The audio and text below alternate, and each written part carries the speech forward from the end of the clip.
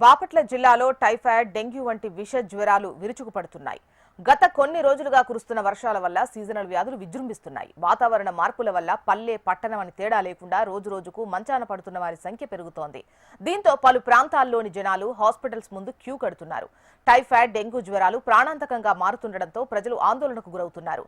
గతంలో డెంగ్యూ బారిన పడి మృతి చెందిన సంఘటనలు ఉండటంతో ప్రస్తుతం విజృంభిస్తున్న జ్వరాలతో ప్రజలు కలవరపడుతున్నారు. మారుతున్న వాతావరణం, పారిశుద్ధ్య లోపం, నిర్లక్ష్యం, కలుషిత నీరు, దోమలతో జ్వరాల తీవ్రత రోజురోజుకు పెరుగుతోంది. రోజుల తరబడి జ్వరం తగ్గకపోవడం, ప్లేట్లెట్స్ పడిపోతుండడం, ఎక్కువ మంది టైఫాయిడ్ జ్వరాల బారిన పడుతుండడంతో ప్రజలు, వైద్యులు ఆందోళనకు గురవుతున్నారు. దీనికి తోడు అక్కడక్కడ డెంగ్యూ కేసులు కూడా నమోదవుతున్నాయి. గ్రామాల్లో కనీసం బ్లీచింగ్ చల్లిన దాఖలాలు లేవని, నేతలు, ఉన్నతాధికారుల పర్యటన సమయంలో మాత్రం సున్నంతో సరిపెడుతున్నారని ప్రజలు ఆరోపిస్తున్నారు. ఓవైపు విష జ్వరాలు ప్రబలుతున్నా మున్సిపల్ అధికారుల్లో మాత్రం ఎలాంటి చలనం లేదంటున్నారు. వైద్య శాఖ అధికారులు గ్రామాల్లో కనీసం వైద్య శిబిరాలు కూడా ఏర్పాటు చేయడం లేదని వాపోతున్నారు. డెంగ్యూ వ్యాధి గత ఏడాదిలా మహమ్మారిలా మారకముందే మున్సిపల్ అధికారులు, వైద్య శాఖ అధికారులు ముందు జాగ్రత్తగా చర్యలు తీసుకోవాలని స్థానికులు కోరుతున్నారు.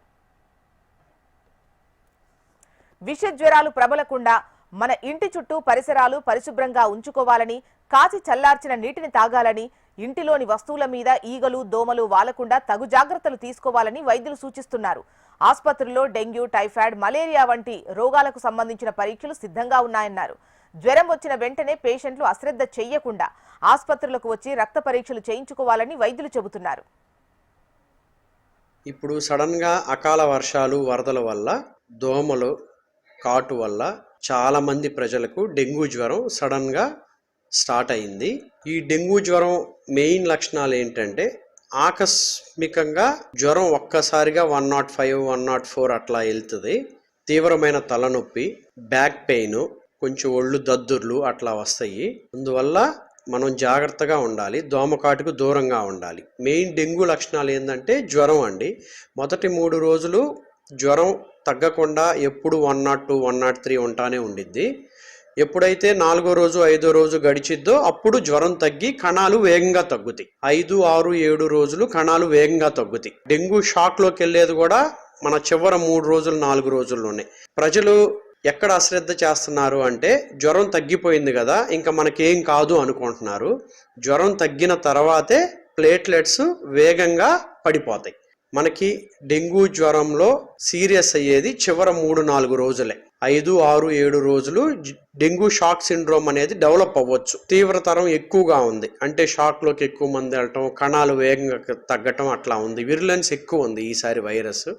మనం ప్రజలు అప్రమత్తంగా ఉంటే మనం సేఫ్గా ఉండొచ్చు. ఈ విష జ్వరాలతోటి జాగ్రత్తగా ఉండాలండి. డెంగ్యూ, మలేరియా, టైఫాయిడ్ ఇవన్నీ విష జ్వరాలు. లెప్టోస్పైరోసిస్ విష జ్వరాలు అంటే ఏం లేదు, ఉత్త జ్వరమే కాకుండా మిగతా అవయవాలు కూడా అఫెక్ట్ అవటం, ప్లేట్లెట్స్ తగ్గటం, కిడ్నీ అఫెక్ట్ అవటం, కామెల రావటం, వీటినే విష జ్వరాలు అంటాము. అందువల్ల మనం ఏ జ్వరమైనా జాగ్రత్తగా ఉండటం మంచిది. కొంచెం దోమలకి దూరంగా ఉండటం, కాచిన వేడి నీటిని తాగటం, ఈ 2 months బయట ఫుడ్ అవాయిడ్ చేయటం, ఈ బంకుల్లో ఫుడ్స్ వాటి వల్లే మనకి టైఫాయిడ్ జ్వరాలు ఎక్కువ వస్తాయండి. అందువల్ల మనం ఇంట్లోనే వండుకొని తినటం, కొంచెం వేడి నీటిని తాగటం అట్లా జాగ్రత్తగా ఉంటే ఈ సీజన్ నుంచి జ్వరం రాకుండా మనం తప్పించుకోవచ్చు. అందువల్ల అన్ని జాగ్రత్తలు తీసుకుంటే మంచిది.